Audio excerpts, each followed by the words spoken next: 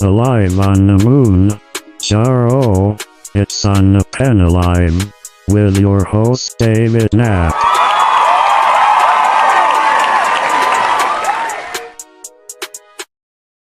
Thank you, Clap Track, and happy Thursday night. I'm your host, Dave Knapp, man on the Mounjaro. That's why I'm here. You are on the pen. Wegovy, Saxenda, Victoza, Trulicity, Mounjaro, Zepbound, Compound. That pen. It's what we talk about each and every week. Welcome here to the 105th episode of On the Pen Live. Really looking forward to bringing you a wonderful conversation with the one and only metabolic health trailblazer, Dr. Tyna Moore. Very excited to bring you that conversation. Let me know in the comments if you are excited as well. And as a reminder, always hit the thumbs up button, the little thumbs up button right below this video to help other people see it. And then let's just hear from you in the chat. How are you all doing tonight? I hope you're doing so well. Again, really excited to bring this episode of On the Pen to you. This is a game changer. This is one of those elevating conversations. And I know that you're really going to appreciate this conversation with Dr. Tyna Moore. For those of you who are not familiar with Dr. Tyna was really the trailblazer in this idea of microdosing GLP-1s, right? That's sort of, at least in this GLP-1 world, what's kind of put her on the map in the GLP-1 world. But she's been a trailblazer in metabolic health and just a wonderful, wonderful platform over at drtyna.com. We had a great conversation. If you have questions about her approach to microdosing, we definitely get into that. We get into why are we so sick these days, and just a wonderful conversation. One of my favorite conversations so far. Really, really excited to bring that to you tonight. Of course, we're going to have our maintenance minute from our friend Corey at Corey.take2 on TikTok. And then always our Reddit recap from our friend Allie. But we're going to do a little bit of housekeeping before we hear from the ladies this week, because we've just got a lot going on in the world of OTP this week. And I want to clue you in on what's going on with a little bit of housekeeping. You want mint full pillow? What kind of hotel is this? Well, what's going on this week? So a couple of things. First of all, I wanted to let you all know that we have got the book back. I think many of you are aware of that by now, but many of you have been asking for signed copies of the book. And I just wanted to let you know that through tomorrow, we're going to extend this through tomorrow. If you order from onthepen.com, just simply go to onthepen.com and click on OTP book in the menu. It'll take you to a page which will give you directions on how you can get your official signed copy of Decoding GLP-1, a guide for friends and family of those on the pen. We'll put a personal message in there for you. And then we've got a little bit of a surprise giveaway that we'll throw in there as well. So if you want to do that, go ahead and check that out at onthepen.com and then go to the menu, click on GLP-1 book. Now, we're also doing something super, super exciting that I'm really excited to announce to you all. So we will be flying OTP. Myself will be flying with a couple other guests, TBD, to New York City in the coming days to film a awesome follow-up to our health article. So if you missed that, you can just go to health.com and type in Dave Knapp. You'll be able to find that interview. But they asked for us to do a follow-up video to that article that I wrote over at health.com. I'm really excited for this, and I hope that you all are excited too. And so a little trip to NYC, maybe we'll see our friends at Roe. Maybe we'll see our friend Dr. Daniel Rosen, who is one of the most renowned bariatric surgeons in the New York City area. So I'm really looking forward to it. I've been to a lot of different places for work travel, like virtually every big city in the US. And for some reason, New York City has always escaped my work travel. So this will be the first time to New York City. I've been on the other side in New Jersey before, but never in the city. So really excited for this trip. And I'll be bringing plenty of special content to the members only on this channel on our way to and there. And just we kind of did this during Obesity Week too. So if you want to become a member of the channel, now's a great time to do that. It's an easy way to support the channel for just $2.99 a month. You can become a member. The link is below. It just has, I think it says join instead of, subscribe. It says join, and you can become a member. Our members have custom emojis. They sometimes get access to videos before they drop for the rest of the world. We do some, like to do custom live streams before we go live. It doesn't always work that way because we're putting 4 kids to bed before I sit down and do this. And sometimes it gets a little squirrely in the Knapp household. But that is the news for this week in at least the housekeeping news. And because we have a longer conversation tonight with Dr. Tyna, we're not going to waste too much more time. We're going to get right into this week's Maintenance Minute with our friend Corey.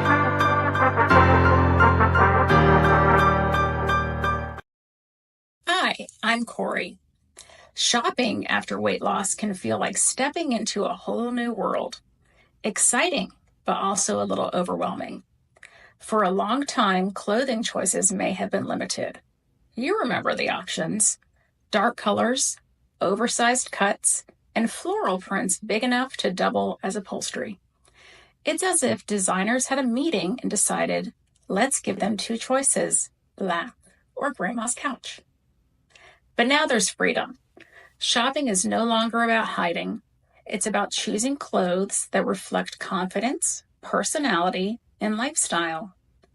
That doesn't mean the process is easy.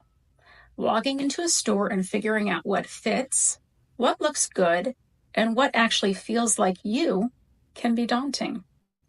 So how do you make it fun instead of stressful? First, let's talk about getting comfortable with in-person shopping. One of the best things to do is to go during off-peak hours. Fewer people means less pressure, more space, and a much better experience. Wearing something easy to change in and out of, like a simple tee, leggings, and slip-on shoes, makes trying things on so much easier.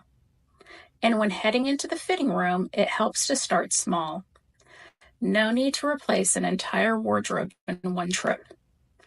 Just pick a couple of staple pieces and go from there. And here's an important one. Be kind to yourself. Sizes are inconsistent across brands, and they don't define how something looks or feels on your body. If something doesn't fit, it's the clothing's problem. If asking for help feels intimidating, use store displays for inspiration. Mannequins and outfit pairings can help spark ideas about what to try. But now, how do you actually figure out your style? Start by thinking about what feels good. Style is about confidence, not just flattering or hiding. Clothes should be comfortable, functional, and expressive. A great way to explore new looks is by creating a mood board. Saving outfit inspirations on Pinterest or Instagram can help identify patterns. Maybe certain colors, silhouettes, or textures keep showing up. When shopping, experiment with different fits and cuts. Trying on something structured instead of oversized or swapping a neutral for a bold color can be a fun way to test new styles. To build a solid wardrobe, starting with versatile basics is key. A great pair of jeans, a well-fitting blazer, and classic tops can form a foundation to build on. Then, step outside the comfort zone. Add an unexpected pop of color, a new fabric texture, or a statement accessory to bring personality into the mix. The most important thing? Pay attention to what actually gets worn. The items that are reached for the most are the best indicators of what truly feels like you.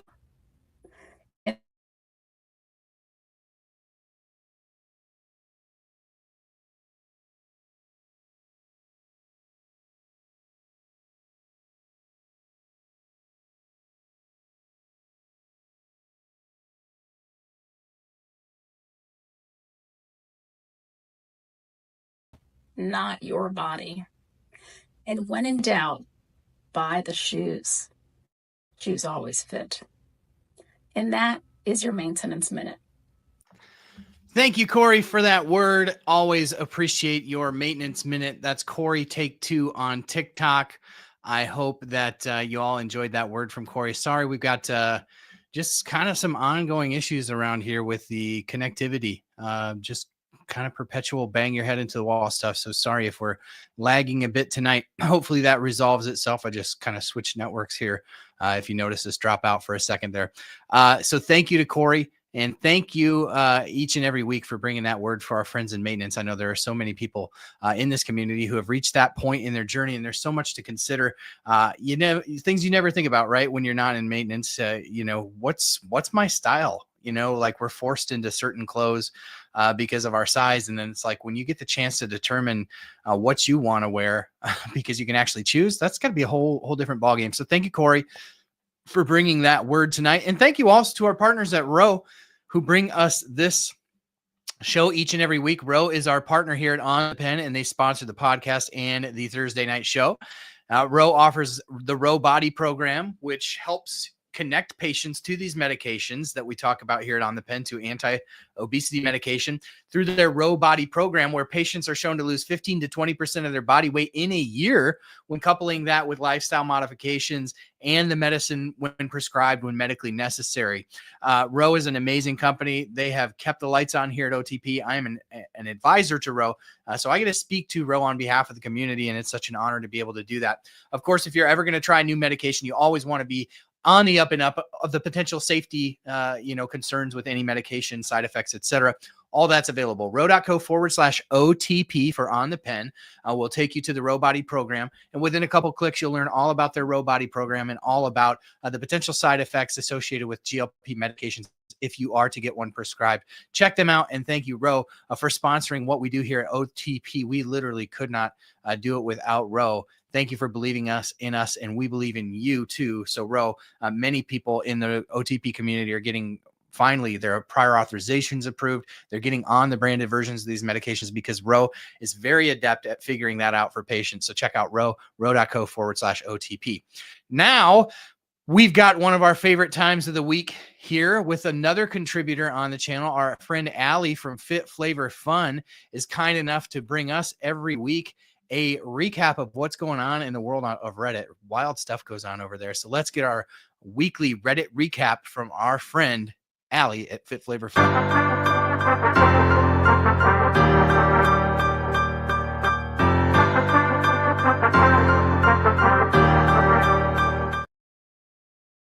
For those of you who are familiar with my content, you know that I have a tendency to get off on a tangent and over-explain and really work hard to simplify things for people when I can.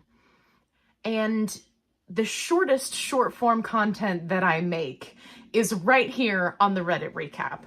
So I've got a really big topic for today, and I'm going to condense it down as short as I possibly can for you. But I cannot stress enough that the takeaway that I want you to have is I really want you to think about what happened on this Reddit thread. So what happened over on Reddit that had everyone in a tizzy? There was a medical provider who started a thread and was explaining that they have started to have a new introductory conversation with new patients to GLP-1 meds that includes warning them about not talking about GLP-1 meds to anyone outside of their household, right? So the doctor was saying that they are advising patients of the social stigma, problems at work, problems with secondary family members, and that really they should just talk to their spouse or significant other or members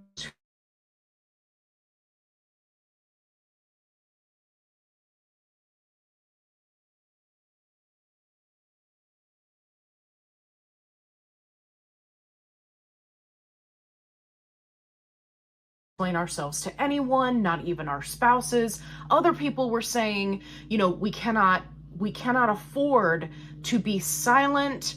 And then there was another group in the middle that was saying, hey, doc, we get what you're going for, but the only way that things are going to get better is if we talk about it. And Dave actually made a really inspiring post on Facebook earlier this week, and it really got me thinking. And in this post, he was talking about how we are desperate for change. And I think that this doctor unintentionally highlighted it beautifully. We don't need to silence ourselves. We don't need to hide away. We don't need to allow the voice of media propaganda to drown us out. We as a community, regardless of reason for being on a GLP-1, need to band together to create change. And the only way that we can do that is by speaking up and speaking out. This is Allie, signing off on your Reddit recap. That is so good. I think reducing the stigma is one of the biggest missions that we have here at On the Pen, doing our part to reduce the stigma. And so much of that is about education and being able to educate those around us about the life-changing effects that these medications have brought to us, especially those of us living with obesity. That is what the heart behind Decoding GLP-1 was. It's a quick guide to help you feel empowered to talk to the people around you, the people that you love, and to just be willing to share, because there's so much bravery in sharing in your struggles and in your more difficult parts of your journey, because somebody else out there is struggling too, and if you don't share, they may never get the help that they need. How many of you in the comments of this video are watching after we've been live? How many of you have been impacted by somebody else who was willing to share? So I just appreciate the word that we got from our friend Allie this week. So thank you, Allie. Hope you had a good birthday week. It was her birthday last week, so give Allie some birthday love in the chat. Thank you, Corey and Allie, for being such wonderful contributors and helping to carry the load for OTP every week. Just really takes a load off for me. I hope the internet has been cooperating well enough for you guys to get the messages that they put out this week. And I hope it continues to behave as we bring you a wonderful, wonderful interview with the one and only Dr. Tyna this week. I'm so excited to bring this to you folks. So sit back, get your cozy slippers on, grab a warm glass of tea or whatever it is that you like to sip on, and enjoy this conversation with Dr. Tyna.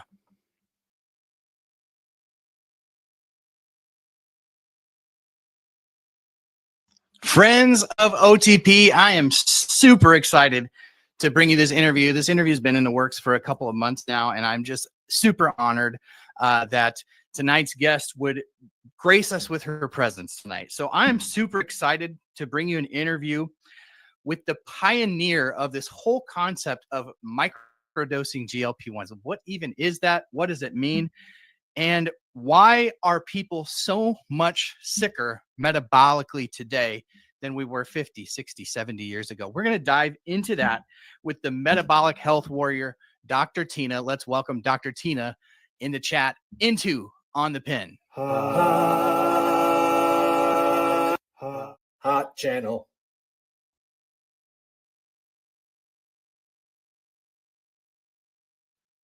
Tonight's hot channel, Dr. Tyna Moore. Welcome to On the Pen. I love it. Thank you. Thanks for having me. I'm so excited to be here. Yeah, it is such an honor to have you here. And honestly, a conversation that I've been looking forward to for a long, long time. I know that members of OTP have as well.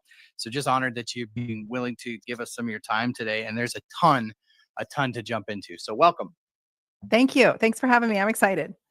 Yeah, let's get into it. So you and I got connected, I don't know, maybe back in the summertime or so. I think maybe you jumped on TikTok Ah, after going through some not so fun things over on Instagram. We've both, you to a major extent, but we've definitely both commiserated over sort of being targets of censorship. And so that is sort of how our relationship has kind of formed. I am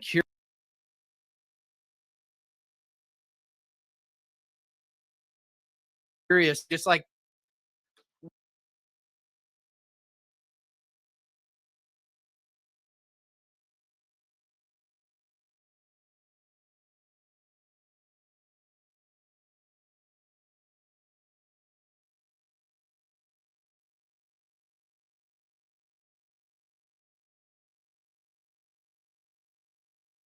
with we both know what it's like to put your heart and soul into creating content that is of value to people, that helps people along and in their journey of living the best version of themselves, right?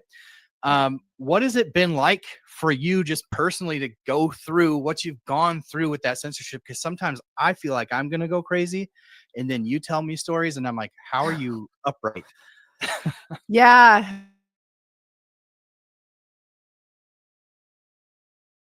With your book, and you said, "How do you have this?" And I was like, "God, I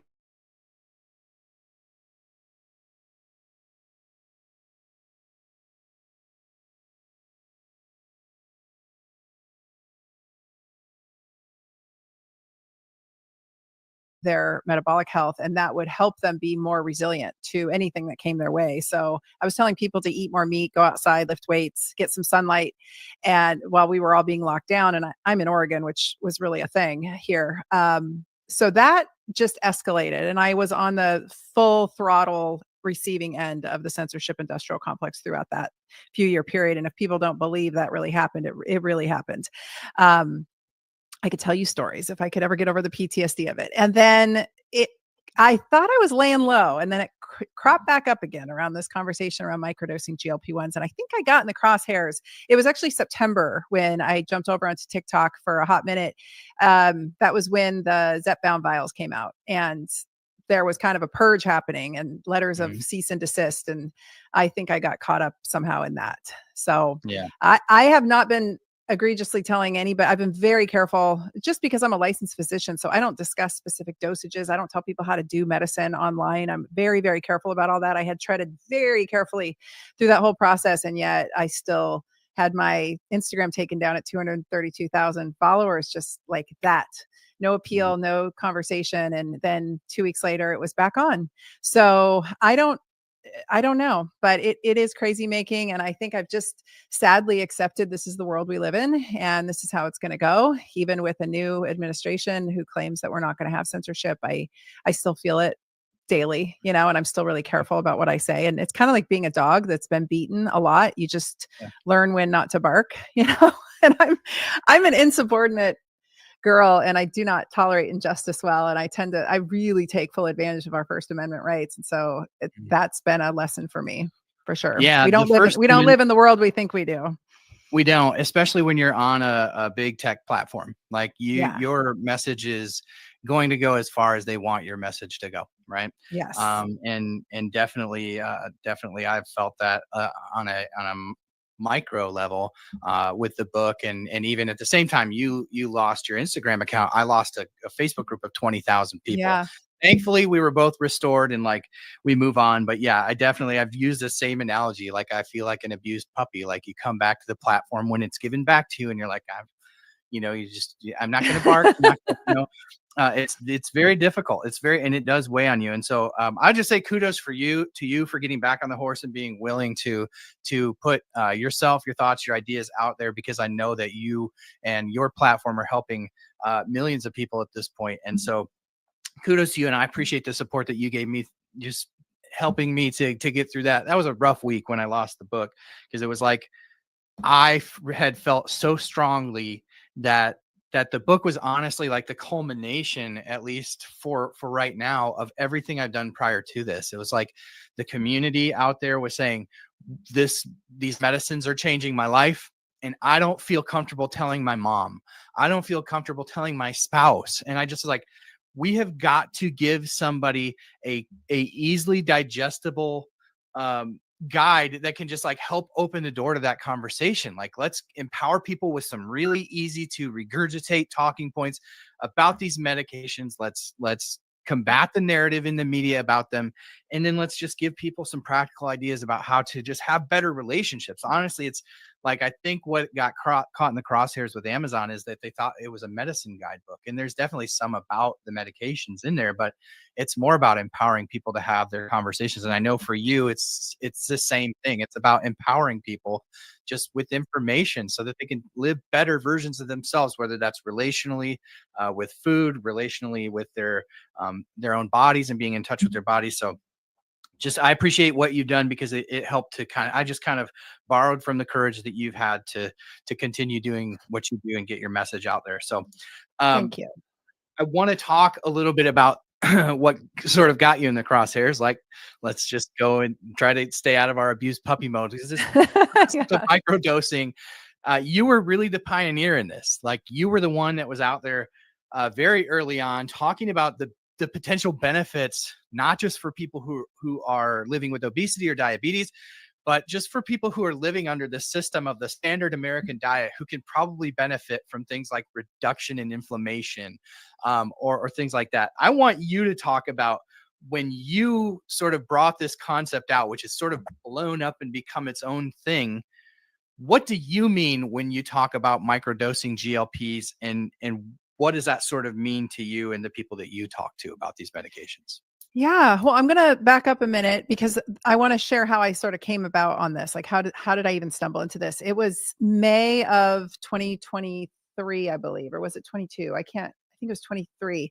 My podcast producer was pushing me to do an episode about weight loss. And I don't love talking about weight loss because I have never lived in an obese body, and I don't pretend to talk about things that I'm not super familiar with. And so, like, I treated chronic pain for a decade in clinical practice. I intimately know chronic pain. And I'm not saying every doctor needs to be an expert or have personally gone through something, but having been brought up in an obese family, like everybody in my family tends towards obesity pretty readily, and diabetes, type 2 diabetes. And I have somehow dodged that bullet. And I thought, who am I to talk about weight loss? I like to talk about getting strong and metabolically sound, because when you get strong and metabolically sound, the weight loss comes secondary to that usually. So that's usually my approach to it. And he bugged me. And finally I decided to look into it. And the data that I first, like, whenever I go to research something and I go into research mode, I usually start top down. So I immediately go in and I'm like, what GLP-1s and brain, GLP-1s and pain, GLP-1s and musculoskeletal conditions, because that's my wheelhouse. Like, that's where I've been clinically for so long. And so started looking into it, immediately realized it's a peptide. It's not a drug. It's a peptide, just like the other peptides that we love so much in the regenerative space and in the longevity space. And I thought, well, that's interesting. Okay. So it just happens to be, owned by two pharmaceutical companies.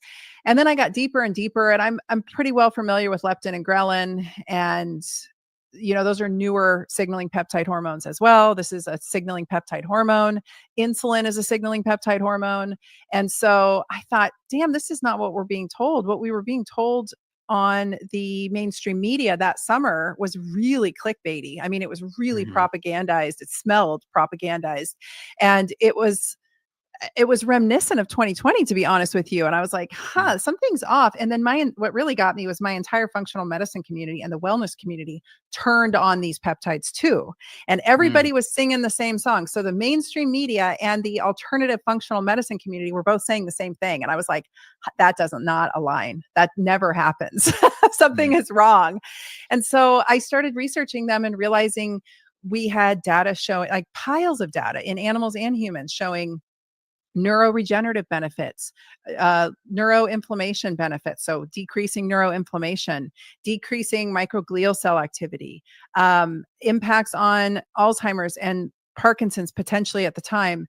There was impacts on pain, impacts on the immune system that were favorable and anti-inflammatory. There were impacts on the musculoskeletal system, on the kidneys, on the liver, on the pancreas, and the cardiovascular system. And I was like, wait, these peptides are healing, regenerative, and anti-inflammatory.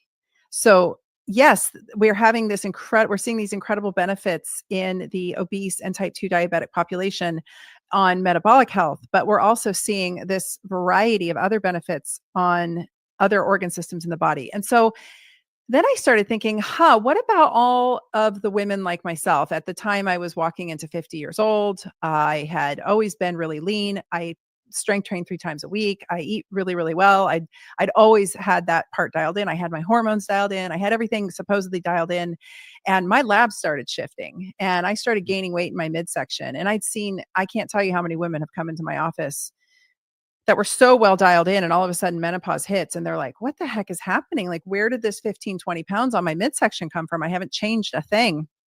That is the beginning and the harbinger of insulin resistance. And I've never had a tool to treat that or to impact that.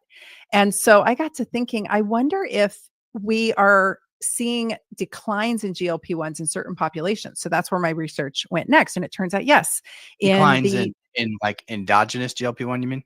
Yeah. So we have data to show that those with fatty liver and those with type 2 diabetes definitely have lower levels of GLP-1 in their system. And the obesity doctors want to argue with me on this, but I found the data showing that at least when they measure in the obese population in certain cases, and I'll share one with you, that there is a lower level of GLP-1 endogenous production. And most notably, a study that came out a few years ago where they looked at lean counterparts compared to obese counterparts, and they fed both groups fat. And in both groups, the GLP-1 production in their body was the same when they were fed fat. But when they were fed carbohydrate, the obese group had a much lower level of GLP-1 production. So there's something inherently going on there, which takes me back to the conversation you always have, which is that obesity is a disease, and there's pieces to this disease. And I think this is one of them. So then I got to thinking, well, most of my patients have gut issues. And if GLP-1 is produced in the gut, then what's happening to all of those folks with chronic leaky gut, SIBO, dysbiosis, inflammatory bowel disease like ulcerative colitis and Crohn's? Like, what's happening to their poor L cells and their GLP-1 production? And I made this assumption that there, like many cases, could be a functional deficiency. And if we just gave them a little bit of a GLP-1, and I'm talking folks like myself who maybe aren't dealing with real weight struggles by any means, but who things are off and the inflammation's creeping up and the autoimmune disease is creeping up and a little bit of belly fat, but not really so much a weight issue as a metabolic health issue. So I started looking into that, and that's where I came up with this concept. And I'll add one layer further. We make it in our brains. We don't just make it in our gut. At that time, most of the data was saying we make it in the gut and it goes to the brain. It crosses the blood-brain barrier. That is incorrect. It may cross, but it also is made in the brain. And if it's made in the brain and there's receptors throughout the brain, it's probably pretty important in the brain, not just for appetite suppression, but it works on dopaminergic pathways. And so we're seeing suppression in alcohol desire, in smoking desire, in all kinds of dopaminergic drivers. I call them the dragons, right? The people chase different dragons. Some people online shop too much. Some people are addicted to this or that. And it seems to quell that in both human and animal studies. And I was like, I think there's a lot more to this GLP-1 story.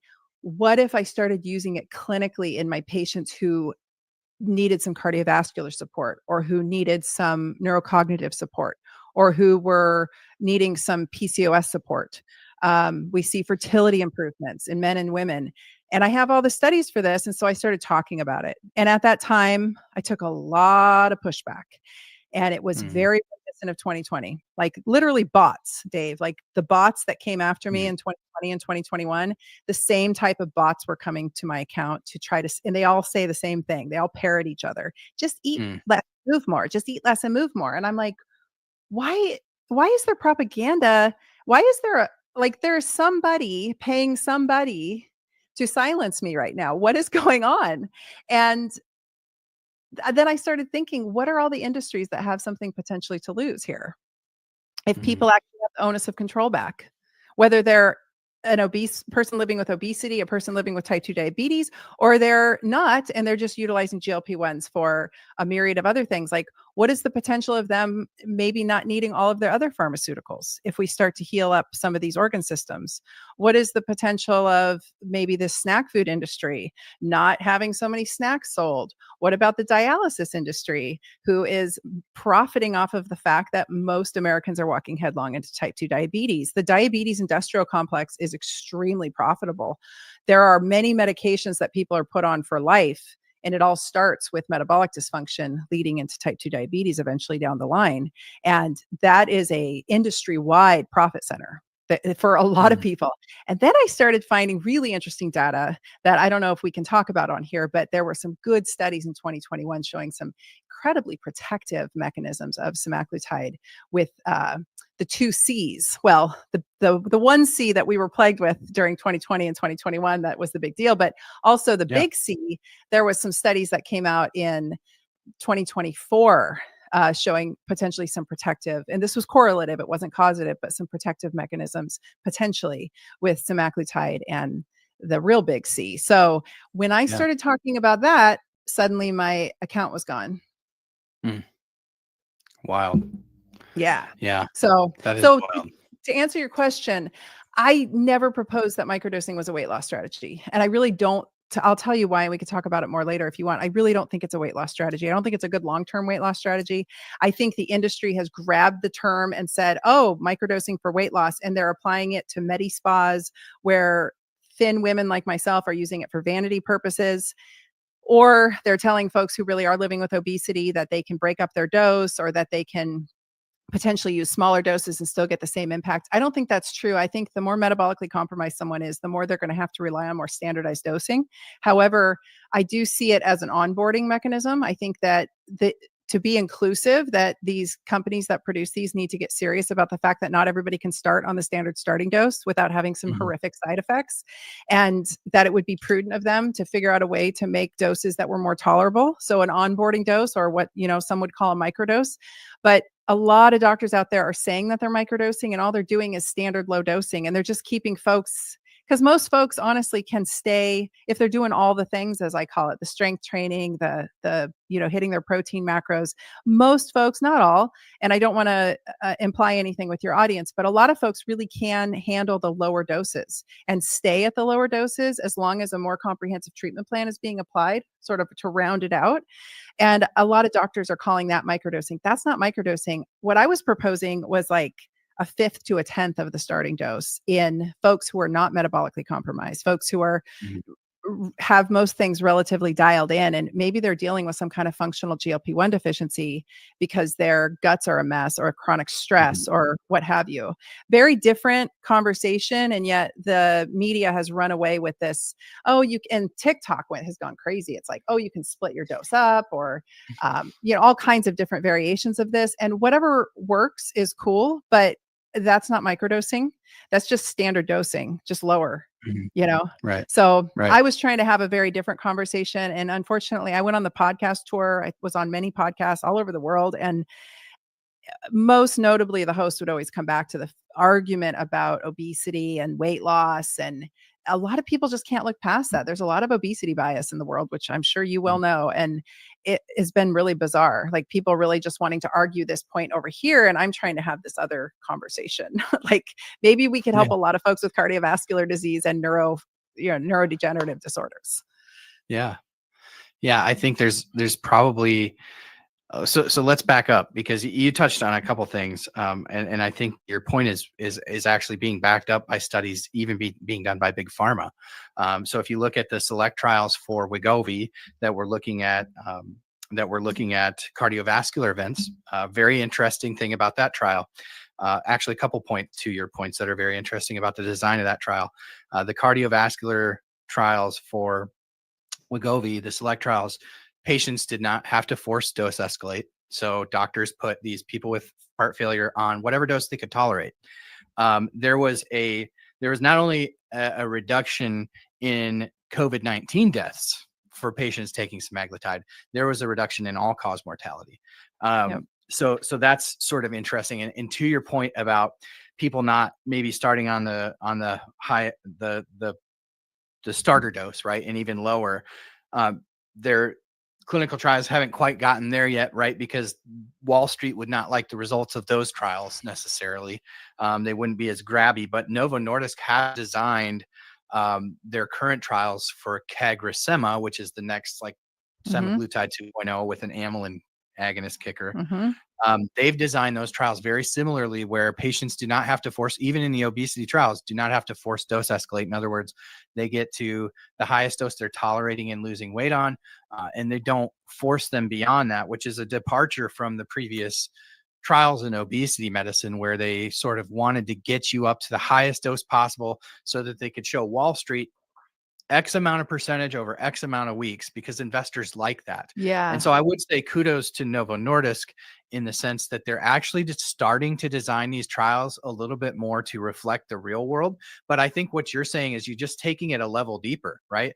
That there are likely people, based upon even coming from these trials from pharma, that are showing that there's probably benefit outside of people who are metabolically unwell. But again, there's never going to be clinical trials, because what do they ultimately gain from those kinds of trials? Right. I mean, I think what you're promoting here, and correct me if I'm wrong, is just a more personalized, individualized approach to therapy, rather than just fitting somebody in a box. You're going to start on 2.5, and in 7 months you'll be at 15 milligram, and then once you hit goal weight, we'll move you to maintenance. I think you're talking about people who maybe are not metabolically sick in the microdosing aspect, but also just more of a personalized approach to how you treat somebody living with even obesity or metabolic dysfunction.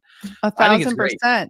Thank you. I mean, that's it. It's personalized dosing. And that's what I've always done in my clinical practice. So I was really surprised at all the pushback I've gotten from both sides, like people who actually are in agreement that, like, the obesity doctors who like GLP-1s have pushed back on me. The functional medicine community has pushed back on me. And I'm like, why wouldn't we use every tool we have available at the appropriate dose for the individual sitting in front of me? And this is why there's not a blanket answer when people say, what's the microdose? Like, that was the big pushback I got, was, what's the microdose? If I know, I don't know you. I don't know anything about you. I would need to see you sitting in my office. Now, I do dive deep into that and what the clinical rationale is around choosing that inside my big course that I've developed it's mainly for practitioners, but I let the general public in. I do go into that deep, but it's based on a lot of factors, and it's not just a one size fits all algorithmic answer. And the other part is, the reason we have compounding pharmacies in the first place, I think that was a big part of the issue, was you could only at the time get these smaller doses from the compounding pharmacies, at least from what I know. But I have actually you probably know about it, the pen click method we can talk about. But this was a big source of contention, I'm sure, between big pharma and the compounding pharmacies. And I know you've been covering those lawsuits very carefully. And I'm so grateful for the work you're doing to keep us all abreast on that. But the reason we've used compounding pharmacies as alternative health practitioners, that's predominantly what I've used in my clinical practice for a long time, well over a decade. It was because of personalized dosing. Like, you have to get the patient the dose they need. So it's very handy in pediatric cases. It's very handy in cases of elderly folks who can't handle standard dosing for any medication, right? And so as long as a personalized dose is appropriate and necessary, then a compounding pharmacist, generally speaking, can fill that. And I think that's important to note. So that's all I was really advocating for, was actually inclusivity, which, it's crazy that I would get in trouble for that. But the other important part to note is that SELECT trial, they went back and looked at that data. And even because, everybody pushed back and said, well, the study was sponsored by the big pharma company, so it's biased. And also, of course, when you lose weight, you get cardiovascular improvement. Well, they went back and reevaluated that data. And even in those who did not lose weight, they still had significant cardiovascular improvement. So it just goes to prove that. And then, since honestly, I think that's why I'm getting less heat these days, is because everything I proposed has now come out. Like, we now have much better studies on Alzheimer's and Parkinson's. We have better studies on a lot of these things, heart failure, kidney, chronic kidney disease, et cetera. And so I was met with just a lot of vitriol and venom, and it didn't matter what I mentioned. If I put a post up that said, hey, GLP-1s can be helpful in Parkinson's, I would get a whole rash of comments underneath saying, just eat less and move more. Don't be lazy. And I was like, wow, this world we live in, like, what is this? It's crazy. It's been crazy. It is crazy. It is crazy. And what's going to be even crazier is you're just going to continue to be more vindicated in your thought process as things go along. Because right now, for we don't talk a lot about investing on this channel. I'm as much an investor as I am an endocrinologist or a lawyer or anything else that I talk about, but I do follow this stuff super closely. And I can tell you one thing, Novo Nordisk stock is on sale right now because later this year we get data on the Alzheimer's trial with semaglutide. And I very much believe that it's going to show that early intervention with semaglutide in Alzheimer's is going to become a frontline, what do they call the first line therapy Yeah, frontline for therapy. early indication. And again, it all goes back to how amyloid plaque developing in the brain contributes to the advancement of Alzheimer's, and what the correlation is between high insulin levels in the development of amyloid plaque and all these things. So it touches on so many things. One thing that I also wanted to mention too, before you were talking about this sort of low key potential of in non-diabetics, but definitely in diabetics, we have studies that prove this, of not only, so you're talking about a sort of lack of production of GLP-1, but if you're diabetic, there's study after study that proves not only could you be dealing with kind of what you're talking about, which I'm a little less familiar with, but I've heard of, but DPP4 is the enzyme that floats around in the guts of your intestines, and it destroys GLP-1. And what they found in study after study is that in especially obese diabetic patients, your DPP4 is run amok. So not only could you potentially be producing less of it, but you actually have more of what kills GLP-1 floating around in your body as well. And so you sort of have multiple angles kind of coming at it. So when we talk about just hormones and digestion and gut health, this is so nuanced, and we are just so at the advent of starting to scratch the surface and understanding what obesity as a disease is and what metabolic dysfunction actually means for a person. And it's all in 10 years, this is all going to be personalized treatment. There will be no, I hope, because I've been at this a long time, Dave. And I mean, we knew metabolic dysfunction 20 years ago was the culprit. And we knew that 20 years ago, metabolic dysfunction was the driver of Alzheimer's, and they just don't want to talk about it. They don't want to talk about it. They don't want to put the onus of control back in the driver's seat of the individual, which is what these peptides do. I really think, I didn't mean to cut you off. I really feel like that is a great pipe dream, but I'm not sure that's actually the agenda, because they make a lot more money if we're sick, you know? Well, I think that's fair. Let me couch that with where I'm coming from. So I can talk to somebody like Dr. Tina, who is a free thinking, sort of trailblazer in your approach to medicine. And I can talk to doctors who are in the boardrooms of Novo Nordisk and Eli Lilly, and I'm hearing the same thing. Oh, good. Except we've been hearing it from you for years, right? But we're just starting to hear it from the pharmaceutical world too, that individualized treatments for specifically obesity are the way of the future, because they're learning so much even about different fat cells and how to target different fat cells, your subcutaneous fat versus your visceral fat, and how these things are genetically coded and how to go after them. And so I do think that 10 years from now, 15 years from now, maybe it's going to be a much more personalized approach to your specific type of adiposity dysfunction, your specific type of hormone dysregulation. There'll be tests that are developed to determine, you can go get a SIBO test right now, right? Yeah. But you can't go get a test on what your incretin responses to nutrient intake, or your amylin responses to nutrient intake, and some of these other pathways that they're discovering. So I'm hopeful. Right. And I understand why you would be cautiously optimistic with a statement like that, but I'm hearing it from all angles. And so that, to me, as somebody who lives with the disease, is extremely encouraging. I'm just jaded. I don't blame you. I've been taking a lot of shit for a lot of years trying to tell. But back when I went online in 2016, I was telling people to lift weights and eat meat. And that was back when all the big health influencers were telling you to go vegan and do yoga. And, now we're seeing a lot more people coming over to my side. And they're like, do you know you have to strength train if you want to live a long, healthy life? I'm like, yeah, no shit. So it's been a lot of like, I think I'm too early to a lot of conversations. And then I take a lot of heat. And then all of a sudden, a year or two later, everyone's doing it. And they're like, oh, yeah, this is normal. And I'm like, I'm over here a little battle, worn, because Yeah. I keep coming out early on the charge, but this is exciting. I wanted to share this. I meant to say something about it.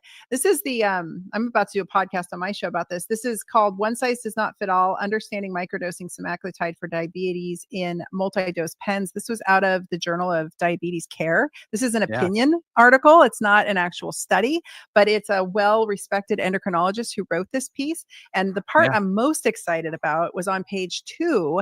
There is this awesome pen click method, which I've heard a little bit about in the past. And there was an article that came out on Medline a few weeks ago. And then this article came out about a week later. This was just March of 2025 that this was published, and you can find it on the internet.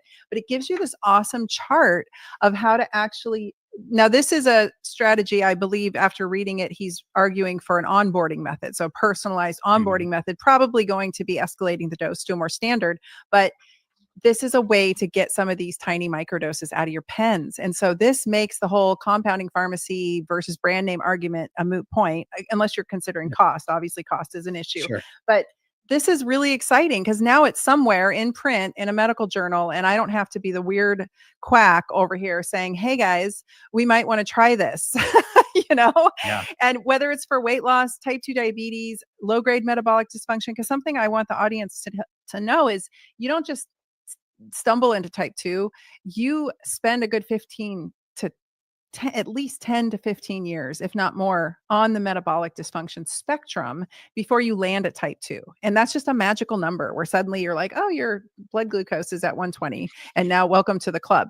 There is metabolic damage happening throughout that entire trajectory of that 10 to 15 years in all of the organs that type 2 diabetes affects. The cardiovascular system, the kidney system, the eyes, everything, the vascular system, all of that until finally you've arrived. And they decide in allopathic medicine, they're like, oh, now you're really obese or now you're really diabetic. So now let's treat you. And the big part of my argument was, why aren't we treating people preventatively before they ever get there? Right. Like, why aren't we slowing the roll while we have a young person in front of us? Like when 10 years before you got diagnosed, why wasn't somebody saying, hey, there's a problem brewing in the kitchen here. I just looking at basic lab work. I have a free Assess Your Metabolic Health one-page cheat sheet on my website. Anybody can go download for free. And it's literally like the international guidelines for metabolic dysfunction that you can print off and take to your doctor and have this conversation and say, hey, can you screen me for this early before the wheels start falling off the car?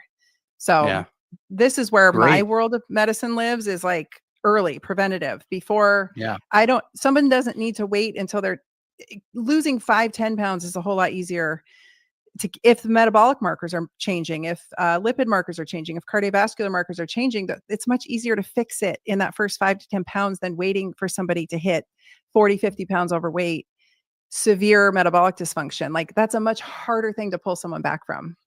Yeah. Oh, absolutely. Absolutely. There's a whole nother topic that I would love to dive into with you another day, but that is the idea that, so you talked about how people are on this diabetes spectrum for a long time, right? And I agree. Like, I think the whole approach to diabetes care has to change. You have to be, again, looking at the individual. What is your family history of diabetes? Okay. What are your insulin levels today? You may have a great A1C, but what are your insulin levels? And the second you can show somebody starts to become insulin resistant, they are early stage diabetes.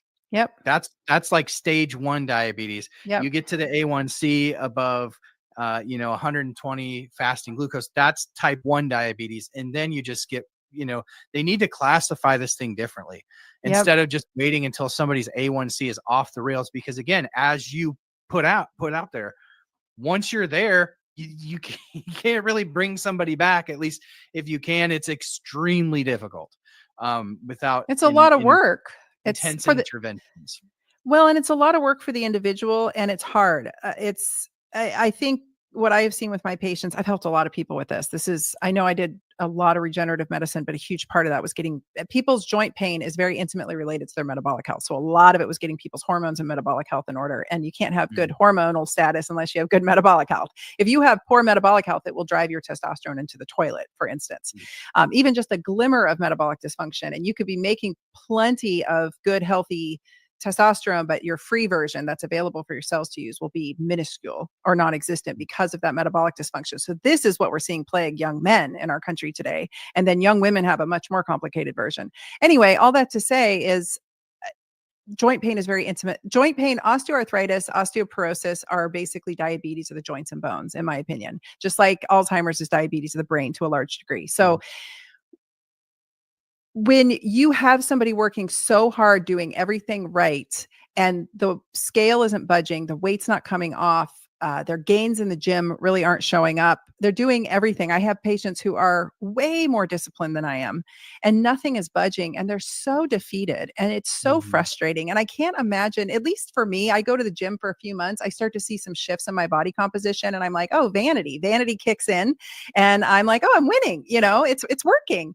When things don't seem to show themselves as working, but you're putting in all the effort, even if the labs are improving, when the body composition or the goals aren't being met on the phenotype of the individual, it's so frustrating. And I'm like, wait, we have a tool. We have this incredible peptide tool available to us now that can help move that needle and make it easier. Why wouldn't we want to make it easier? And this is off the microdosing conversation and back onto the obesity and type 2 diabetes conversation. But like, why wouldn't I give a patient every single tool available to make it easier for them, especially if we can keep the dosing strategy in a safe realm where we're not crushing the appetite, we're just inducing control, not crushing. I'm not trying to crush anyone's appetite. I'm trying to just get them back into a place where they're in the driver's seat making the decision. What if I could give them something that makes them actually have their body working for them instead of against them and starts to literally heal those pathways. We're not just putting a Band-Aid on it. We're quite literally healing metabolic dysfunctional pathways. We're getting better insulin signaling. We're getting better insulin reception. And my biggest frustration in all of this is even to this day, some practitioners and scientists that I greatly respect are still spewing misinformation about these peptides. And so I feel, and I'm sure you feel like this too, it's like half of what I do all day is like play ping pong with this misinformation that I'm like, for Pete's sakes, dude, you should know better. You have a PhD behind your name and you're well respected. And yet you're still touting some of these propagandized that just truly aren't holding up. All of these big scaries are not holding the weight that they've been given in the media and in the propagandized clickbait. Like there is some real concerns with biliary issues. There's some real concerns about gastric motility and making sure we do this right. That's why I have a course called GLP-1s Done Right University, because there's a way to comprehensively help an individual through this process. But to say that like, oh, they're definitely inducing suicidal ideation and they're definitely causing this and that, that's a bunch of nonsense. Those are anecdotal. They're not causative, they're correlative at best, in some cases poorly done. And even the authors state in the limitations of these studies that no, we have just as many studies on the other side. Like that SELECT trial, for instance, showed a decrease in pancreatitis in the treatment group versus the control group. So it's like, these are some of the frustrations I know you have too. And I don't know if there's enough of us to set the story straight because you know how propaganda works. But anyway, that's my rant. Right. Well, I think to sort of segue, I think building our own platforms is one of the things that we can do to make sure that we're getting the message out. And I just want to, I've got another question for you too. But before we jump into that, I just did want to mention that over at Dr. Tina's website, drtina.com, she does have a free four-part series. And so I'm a firm believer. I talk all the time on my channel about going to onthepen.com, sign up for email alerts, do the same, go over, get Dr. Tina's, get on her email list and check out her 4-part series because, again, we can say things with freedom of expression that we can in our emails that we may not necessarily be able to always say on within the confines of social media. But I wanted, like, we've been talking a ton about metabolic dysfunction, obesity, Certainly obesity is a disease. There are studies that show, especially the ones that kind of focus in on the FTO gene, that show that obesity is a disease, that there's a genetic component, and we acknowledge all of that. But what I'm curious to know from someone like you is, why now? Why is it such a big problem in 2025? Why wasn't it such a problem in 1975? If there's a genetic component, which there is, it's been shown over and over, why wasn't this popping itself up in 1975 like it does in 2025? Like, you see those viral pictures of a beach from 1950 and you're like, you can't spot a single fatty in the group. But you go fast forward to here, and like, you got somebody like me who's swimming with a t-shirt on, like, tell me what is different today than was 50 years ago. So I have a lot of thoughts, but I will give me a minute to think through this, because I haven't been asked this question as clearly as you have. And I want to give you guys a really fair, honest answer as best as I can. I think that, number one, when you look at epigenetics are when your genes get flagged, if you will. And your grandfather being in World War II, for instance, impacts your increased risk for type 2 diabetes. We know this. We know this through epigenetic studies. So they looked at different populations in the world, and those who had grandfathers in World War II literally had a higher propensity for type 2 diabetes. There is maternal issues here that we have to talk about, and it's uncomfortable. And I'm not pointing the finger at anyone, because I was a metabolically compromised mother myself, a pregnant woman, and I lived off Pop-Tarts while I was pregnant. It's terrible. It's terrible to think about how I impacted my daughter's health. She's not a doctor. She's a registered dietitian, Lily Nichols. She'd be a really interesting person to talk to. She is a dietitian who specializes in prenatal and postnatal metabolic health. And she was on my podcast, and she shared some really concerning statistics. And basically, if the mother is metabolically compromised and insulin resistant while the fetus is in utero, that fetus is literally swimming in insulin, in very high levels of insulin. And so that child comes out marked, epigenetically marked, and their propensity and risk for obesity and type 2 diabetes is exorbitantly high. So these kids are already coming out with trouble brewing, and they're already fighting a uphill battle from the start. And so that's, I think, part of it, because we're several generations in now to insulin resistance. It didn't just start with, your generation. And I don't know how old you are. I'm 51, but like, it didn't just start with my generation. We just started showing the signs of it. And so I think that we've got generations. If we look back to when food got really convenient in the baby boomers, the 1950s and 60s, when things started getting really convenient, I think we started getting a lot of processed foods, and so it's not just the processed food directly, it's the genetic and epigenetic shifts that the processed diet can induce over time. I think another concern is not eat less, move more. I think we're eating less calories in general than we were 20, 30 years ago. We really aren't eating more. So something's wrong with the actual food supply itself. And I don't want to get too granular on that, but I tell people to avoid things in packages with more than 5 ingredients. Like, just stick to whole foods that look like where they came from, like how God made them, or how the farm made them, or how the universe made it. However, eating whole foods, I think, is a much better route, because the food itself is compromised. I won't eat the highly processed carbohydrates. I know people say, well, what about the snacks? Find some good snacks that are more whole food based and less ingredients. That's the problem I have with Maha right now, is Maha's like worried about the ingredients and Fruit Loops. And I'm like, why are we eating Fruit Loops?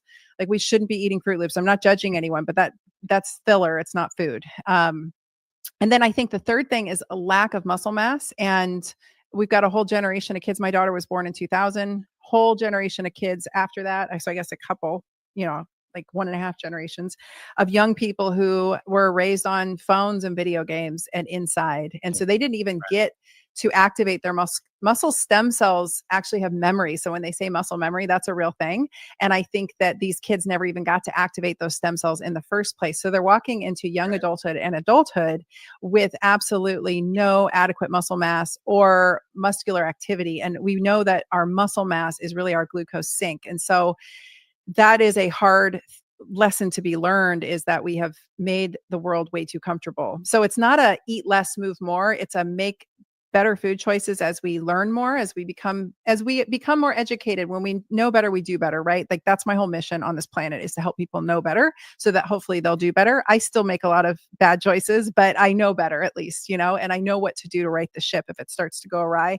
And then I think part 2 is a lot of the answers are in the gym. As much as people don't want to hear that, a lot of the answers are in that suit of muscle that we have to put on our bodies to make our metabolic engine rev. And people are walking around overnourished. Actually, I should say overfed and malnourished. So that's a big piece of the problem. And they are overfed and undermuscled.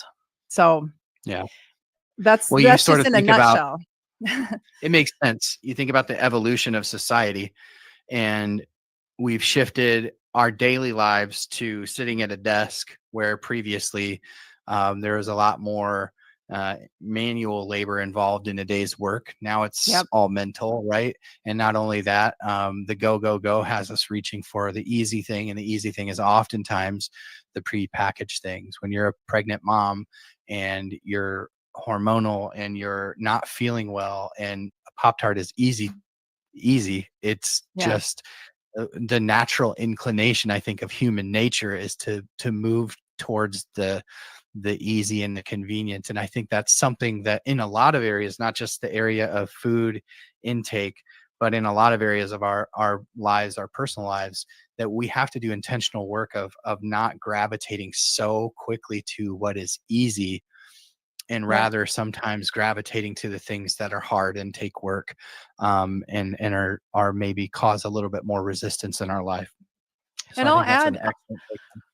I'll just add, just because I don't want to forget, light. I think we're being poisoned by a lot of artificial light, and I think it's really messing up our circadian rhythm, and that is definitely contributing to obesity and type 2 diabetes. And then we have to factor in the fact that we live in a toxic soup. Our planet is way more toxic than it was 10, 20, 30 years ago. And we know that diabetes is induced just simply by that. And to prove the light point, they did a study in rodents where they literally just put red light, just good old red light, on their backs. They didn't do anything else. They just exposed their backs to red light, and it reversed their type 2 diabetes. So we are being light poisoned. You and I are sitting under artificial lights right now, I'm sure, just for this. I had my window open. That's why my color changed. I had sunlight, and now I've got hail. I live in Oregon, so it's all gray and terrible now, but it was beautiful a bit ago when we started. So anyway, artificial lighting is a big deal. So being able to just even, I've heard lots of people talk about success with weight loss and reversing to some degree. These things stack. This is not just one of these things is going to be the answer. These things stack, but getting out first thing in the morning, right away when you can, when that morning sun is coming up, going for a midday walk and going for an afternoon walk when the sun's starting to wane, or an evening walk when the sun's starting to set, that can be a real game changer for people. And then we have to factor in sleep. We've become, because of the artificial lights, we've become so much more nocturnal and out of sync. And that will hugely, having your sleep disrupted, even a few nights of sleep disruption will induce transient metabolic dysfunction very quickly. So I think it's a lot of factors. Yeah. I think just kind of to encapsulate your thought there, I think like whether we're talking about the food that we take in, the light that we expose ourselves to, the lack of movement, it's all about what we've traded for. What we've traded off in the last 50 years is we've traded off the natural for the unnatural, right? Yeah. We've traded off this working in the sunlight for working underneath neon lights. We've traded off, a home cooked meat and potatoes meal for potato chips and cheeseburger. We've traded off, moving around all day and working to, getting in some time on the treadmill when we can. And so I think like there's seems like a lot of like low hanging fruit that we could stack if we just kind of approach things from the idea of exchanging the artificial for the natural.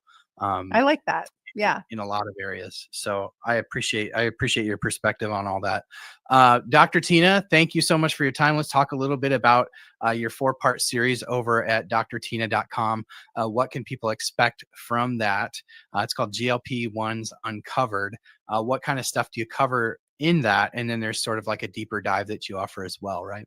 Yeah. So I put that together as just a free resource for everyone because I want people to have more information. Part one really is the beyond weight loss discussion. So I talk about all the other benefits that we covered a few of here of GLP-1s on the body that I've discovered in the literature. Part two is all about how the dose makes the poison.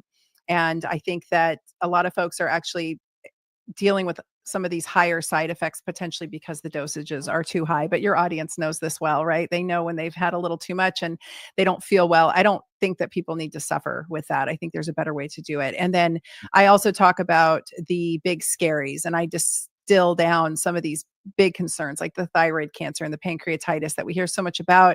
At least for when I made these videos, I share the data that I have there, and we've just gotten more and more confirmation around those topics as time has gone on. So it's really helpful. And then part four is just a quick brief.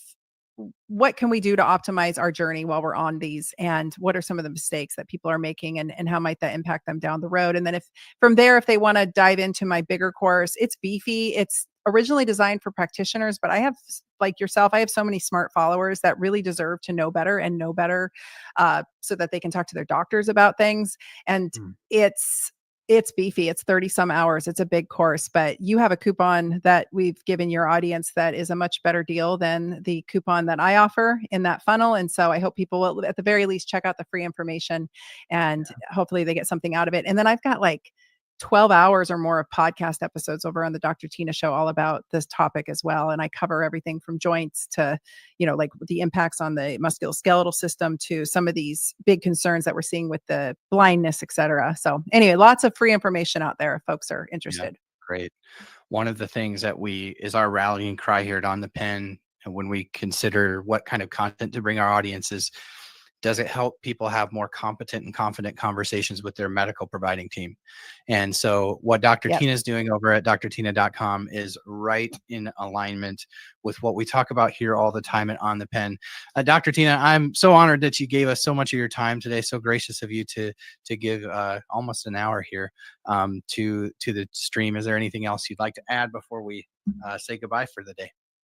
Just that, the work is our own. At the end of the day, I think that these peptides are amazing. I think we have a lot of tools, but the more that you can empower yourself through education, through platforms like yours, through platforms like mine, that is where real power lies. And we can start to shift the narrative through our doctors. If we go in expecting more out of our doctors, they will have to do better. And that is my purpose on this planet. And so I thank you for the work you're doing, because it's so important keeping everybody abreast. And for those of you listening, now's the time. Like, to get through this mess called life on planet Earth, the way that it's set up, you really have to take matters into your own hands and get yourself informed at the very least about nutrition, around fitness, et cetera, because those are the big needle movers in this battle. Absolutely. Thank you so much for being here. Really appreciate it. And hope we'll get to dive into some of those other topics again sometime. Thank you for being here, Dr. Tina. Yeah. Thanks for having me. I appreciate it. My pleasure.